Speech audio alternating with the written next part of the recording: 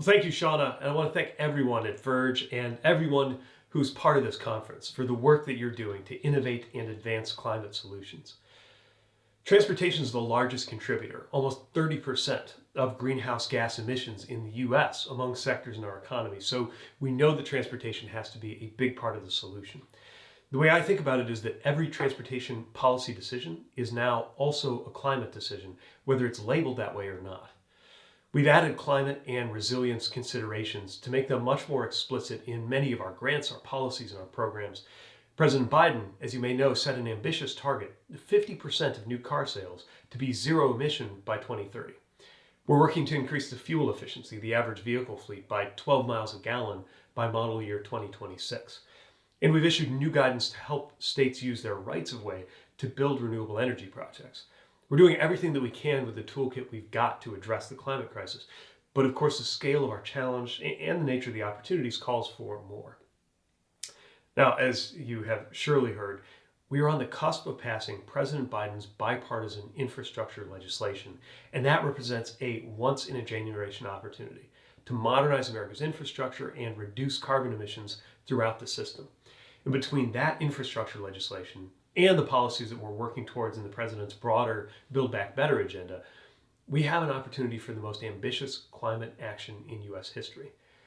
So what I wanted to do was talk through this with a bit of a design mentality as we think about the spaces that people navigate and what the climate implications of it are. First, we're thinking about the way people navigate the spaces around them when they drive, and the spaces, literal or figurative, that might stand between people and the nearest piece of electric vehicle charging infrastructure. For those who live in cities, which is often where you have the most services, it can be the most difficult place to be sure that people have access to charging, because it is so dense that the chargers might not be there in an apartment building or workplace.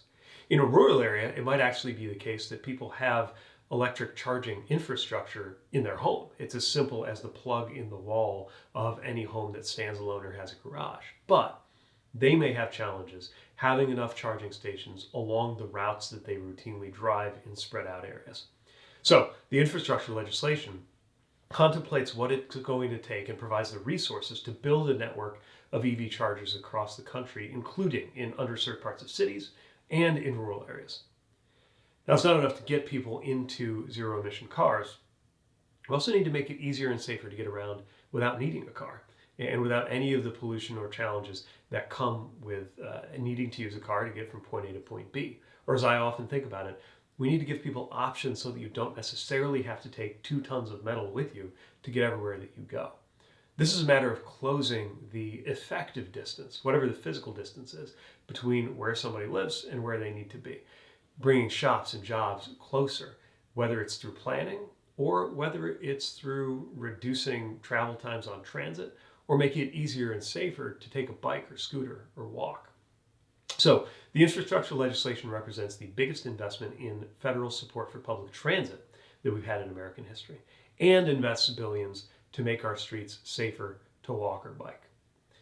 One of the things I reflected on as I moved between a more dense city and my Indiana hometown, maybe a comparable experience is there for a lot of folks here, is the psychology of how we move around. Some of the very same spaces that in a big city, it might never occur to you to drive. In a more spread out area, might never occur to you to travel that very same distance by foot. And this is something that we can reshape through both the psychological and the concrete effects of better design, and again, more than anything, safer ways to get around through active and micro mobility, as well as more traditional ways of getting around.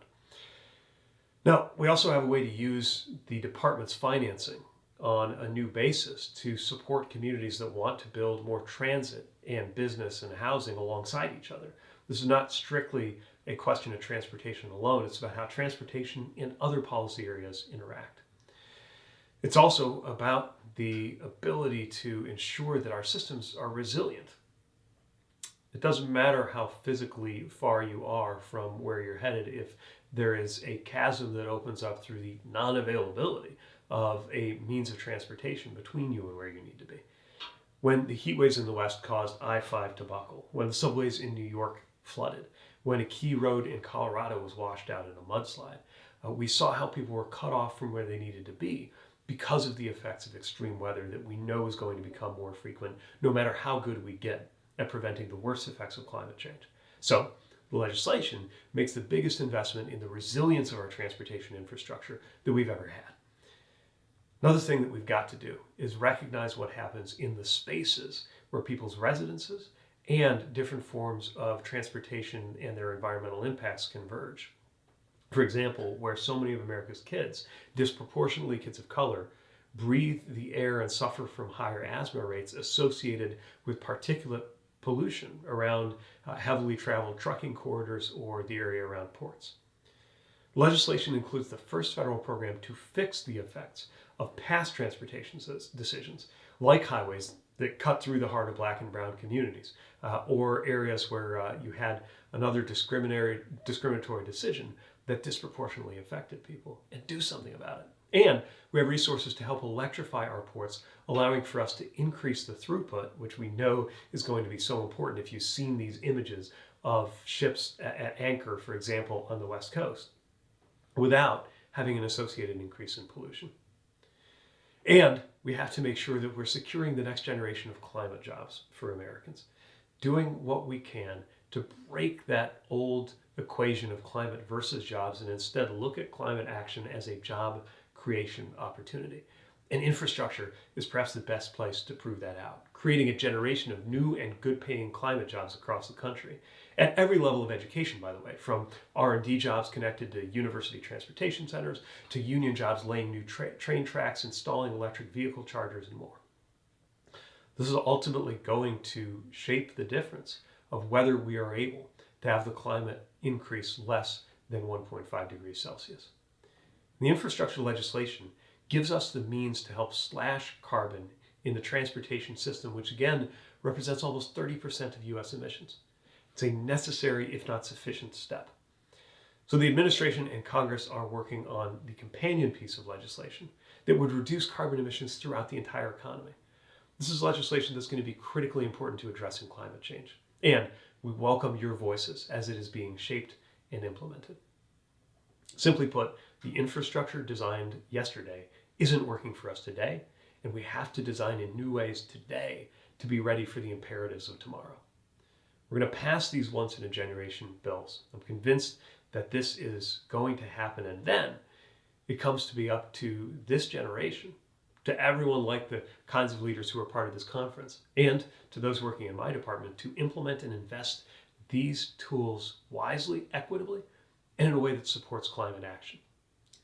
When new infrastructure and mobility projects are being discussed where you live, when the businesses that you help lead are deciding how or whether to purchase electric vehicles or invest in sustainable technologies, when there are opportunities to team up with what we envision as a future ARPA, Advanced Research Projects Agency for Infrastructure, ARPA-I.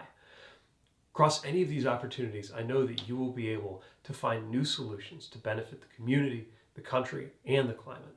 That triple bottom line of economic, social, and environmental benefit that's going to be so important to finding solutions in the future. We have an opportunity right now to traverse the space between where we've been and where we need to go. And I'm excited about what's possible and eager to team up with you on ways to do it. So thank you again for your work, and thanks for the chance to address you today.